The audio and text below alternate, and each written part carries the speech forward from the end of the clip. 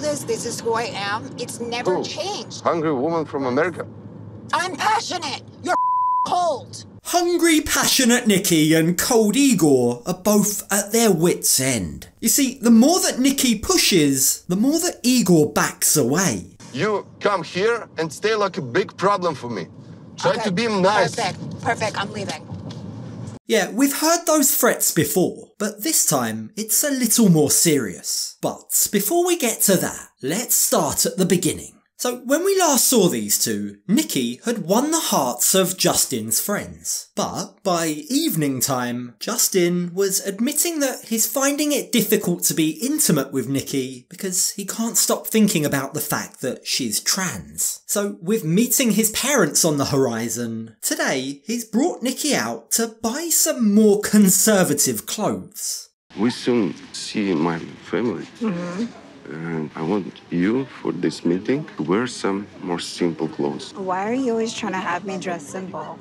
Nikki just can't seem to grasp the concept of fitting in while she's in Moldova. Look, Igor isn't trying to control her. What he's doing here isn't trying to take away her personality. He's just asking her to tone it down. He wants her to be more palatable to his conservative family. But the problem is, to Nikki, asking her to adjust anything about herself means she's not being accepted. To her, it's very black and white. You know what I like to wear. Naked, I know. Naked, sexy. It's called sexy. She have that figure from cartoon. Big butt, thin hips and big boots. Ah yes, her big boots, her biggest and best asset. Now, all joking aside, why does Nikki think it's appropriate to dress sexy before meeting her partner's parents? This has nothing to do with hiding her true self. I mean, we all, male, female, trans, it doesn't matter. We all adjust our behaviour when meeting the in-laws. Like, you always want to put your best foot forward, don't you? The fact that Justin's getting uncomfortable, it makes me think how he's feeling, and maybe I should compromise my style. This feels a bit like squeezing water from a stone, trying to get Nikki to finally understand what Igor's saying, trying to get her to be considerate of his feelings, be a bit more accommodating. But she finally seems to be getting it. So after a lot of searching, Nikki finally finds some clothes that she thinks she might be able to work with. And while trying them on, she does her best to try and rally the shop worker into being on her side. My fiance thinks that this is too sexy. Do you think this is too sexy for Moldova? Вы видели ее грудь? Да. Does she like? Проще.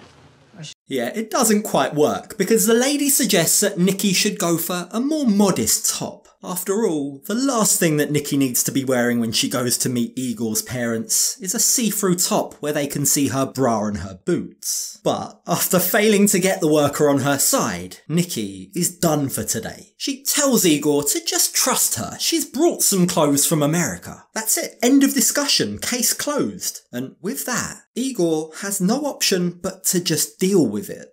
If someone is gonna like you, they're just gonna like you for who you are on the inside. I can definitely tone it down, but I'm not going to change who I am. Nikki has clearly been through a lot of judgment in her life. And as a result, she's built up this tough exterior. She now feels like she doesn't have to change for anyone. But if she can't differentiate between what Igor's asking of her here and someone who's asking her to change who she is as a person, well, then she's got a very rocky road ahead of her. They're clearly two very different things. So it will be interesting to see how she reacts to meeting Igor's parents the next day. Today I'm meeting Justin's family and I feel nervous. What if they act weird? You know, it's not an easy thing to accept. Now, it's important to point out that Igor's family do know that Nikki's a transgender lady. In fact, Igor claims that they accept it, but how true that is remains to be seen, because he also states that he's not sure how they'll react to seeing her in person, knowing what they now know. That is why he was so keen for Nikki to dress appropriately today. And you know what? It turns out maybe he should have had more trust in her.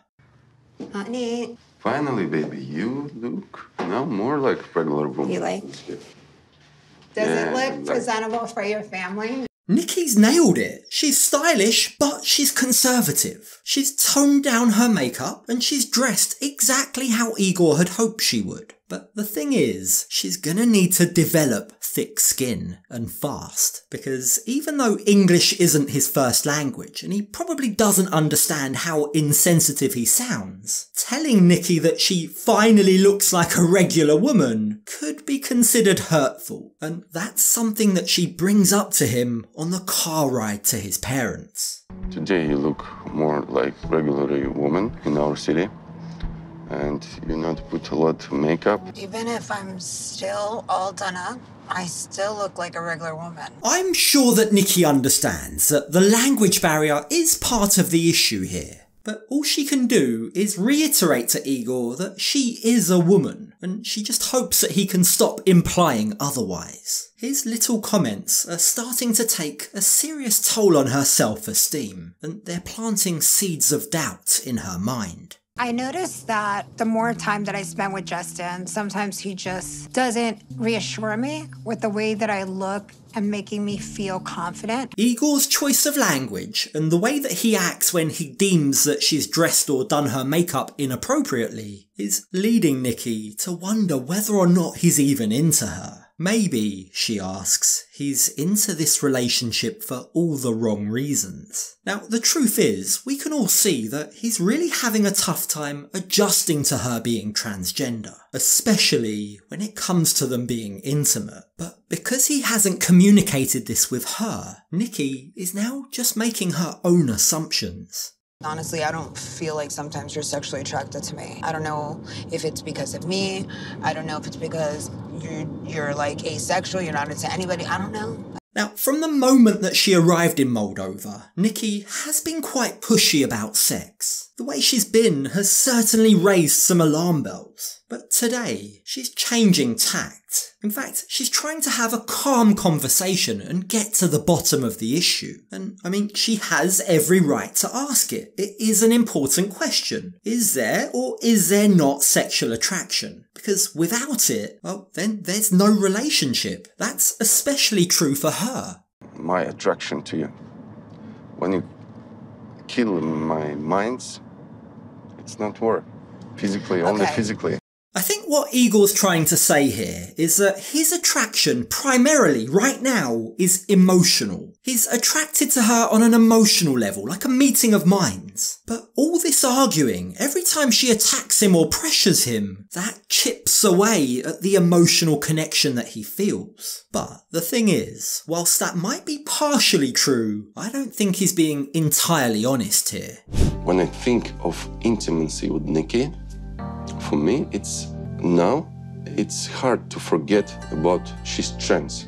Look, the truth is, there's a lot of characteristics that Nikki has that remind Igor of a man. Whether that be the bluntness when she talks, the argumentative nature that she has, her pressure tactics, even the fact that she has a high sex drive. All of these traits are at odds with his view of a woman, at least a Moldovan woman. And that, his unease, was abundantly clear just this morning. You see, Nikki claims that when they woke up this morning, she was gently caressing Igor's chest. But he sees things very differently. But your touches is so wild. Be more quiet. I was wild, but you eat me. I was touching your chest. I'm scared you sometimes. Okay. Igor telling Nikki to not be so wild, to be more quiet, seems to be an attempt to ask her to be a bit more meek, a bit more submissive. But if that's what he's hoping for, he's with completely the wrong person. I mean, we could all see from 2 seconds of meeting her that Nikki was anything but meek and submissive. So if he can't actually be honest with her about why he's actually struggling to be intimate, well, the least he should do is not make her feel like she's inadequate, not try and blame her for the way that he's feeling. But if Nikki just touching his chest has him scared, then Nikki has heard enough.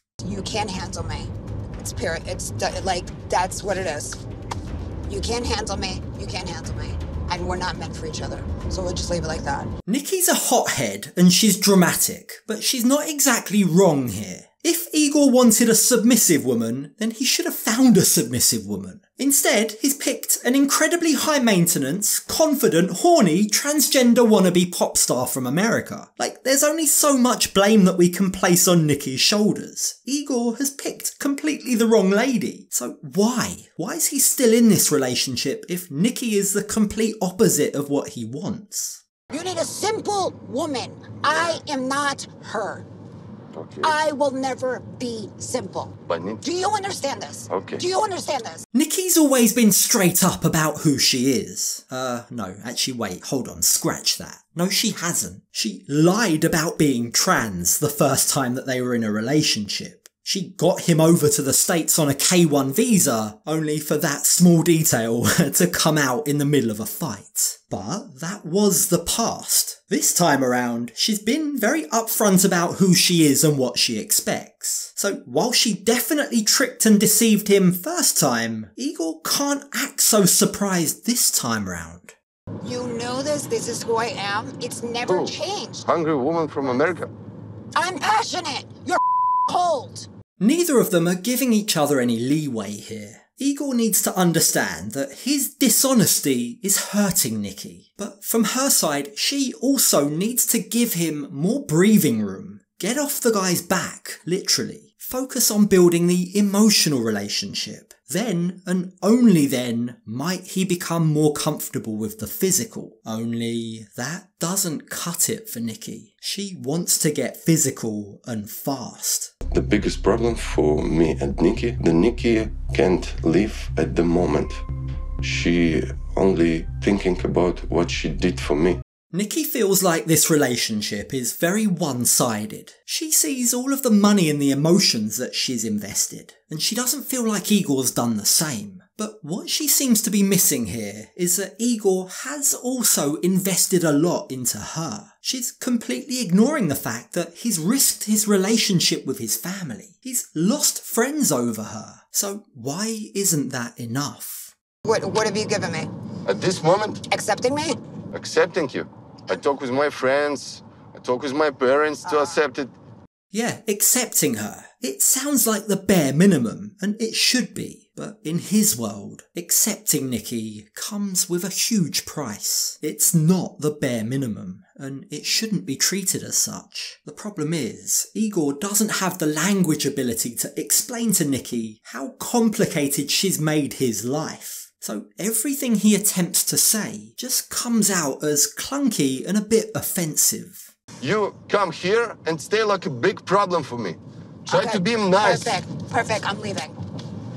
What he's trying to say here is he's asking Nikki to consider things from his perspective. Consider the sacrifices that he's also making for her. Because it's not all a bed of roses his end either. But Nikki is the perfect combination of self-absorbed and traumatised. She can't see his side of the picture, and she immediately just assumes the worst of him. I just don't know why he's with me if he has so many complaints about everything. And I'm like, am I settling? No, I'm not settling because I'm in love with him, but is he in love with me? It sounds to me like you have just as many complaints as he does. So why are you with him, Nikki? As to the question of whether or not Igor is actually in love with you, well, he seems to be doing his best to figure it out. He just needs a bit more time. Only that's not exactly what you want or expect from a fiance. So does Nikki have any more time left to give? Or is this going to be one awkward meeting with his parents?